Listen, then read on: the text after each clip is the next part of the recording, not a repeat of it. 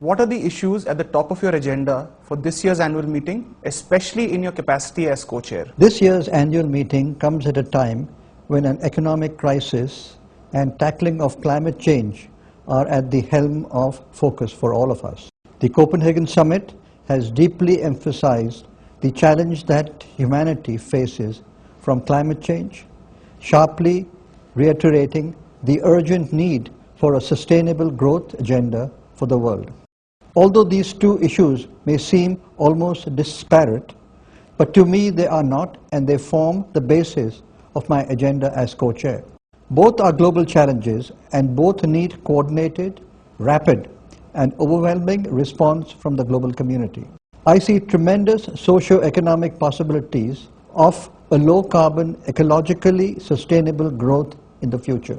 What does the theme for the meeting, Improve the State of the World, Rethink, Redesign, Rebuild, mean for your organization and for your industry? For me, it means rethinking, redesigning, and rebuilding some of the fundamentals of the economic systems with the lessons learned from the downturn. We have an absolutely unique opportunity today, but it comes with its set of challenges. The first big challenge comprises of ecological sustainability and tackling climate change. The second is that of reducing poverty and inequality in the world, even as the world population increases. To me, if you combine these two challenges, they present an opportunity. The key is looking at the very fundamental fact that the developing world, which is where most of the world's poor are, has still to build most of its energy infrastructure, physical infrastructure, and to buy most of its consumer goods. This very simple fact that the developing world does not have these things and will build these things as it moves forward towards prosperity is the great opportunity for tackling climate change and ecological sustainability. So how can this happen? What are the technological and financial issues involved? Where do we start? What role will policy play?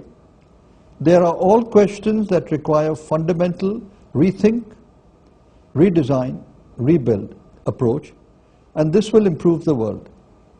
Let me emphatically reiterate that IT, the industry that I deal with, will have a big role in this green growth. This is simply because IT is a powerful driver of efficiency and efficacy for organizations, for assets, and for systems. For example, GHG intensity of power grids or even the fuel systems in a car can be significantly reduced by using IT because it will use less energy and have less waste. We are doing this all the time, and the value of this will only increase as the world starts valuing GHG appropriately. So IT will have a big role to play in this new world. What is your outlook for the global economy in 2010? Last 12 to 18 months have been obviously very difficult for the global economy. However, I think the worst is over, and 2010 looks positive. The road to recovery for different economies would be different. While the mature economies are taking time, the emerging economies like India, Brazil, and China have already started to show smart growth recoveries. I'm positive especially about the IT sector, since it's a basic tool for efficiency, improvement, and transformation. Given the challenges placed by the economic environment, I think most businesses are looking even more for how IT can help them. How do you think the looming water crisis can be best tackled, and is it getting the attention it deserves? To see the water crisis, you don't need to see the heart-rending sight of an undernourished woman with a child in her arm walking 5 kilometers to get drinking water, which is common across much of the developing and poor world. You can see the water crisis in the coal statistics. Per person, fresh water availability has dropped by 6% in the past 20 years.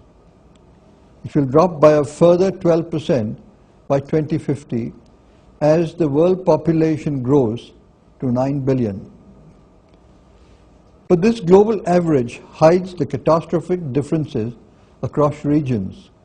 For example, the abundance of water in the Nordic countries cannot compensate for years of drought in central India or in Central Asia. We have not yet talked about the effect of climate change, which is fundamentally changing the water balance of the planet. Look at the rate of the melting of the Himalayan glaciers. In a few decades, we may have no glaciers.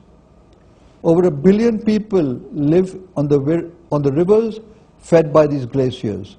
In India, in China, in Bangladesh, and in Pakistan. How will we deal with this? We need to think and act on this today. The magnitude of the crisis is apparent, and so is the fact that it hits the poor the hardest. We must use water responsibly, as consumers, as industry, and as societies. We must use less water and reuse our water smartly. It can start in a small way by just stopping leaking taps. The action needs to be both big and small, and it needs to be now.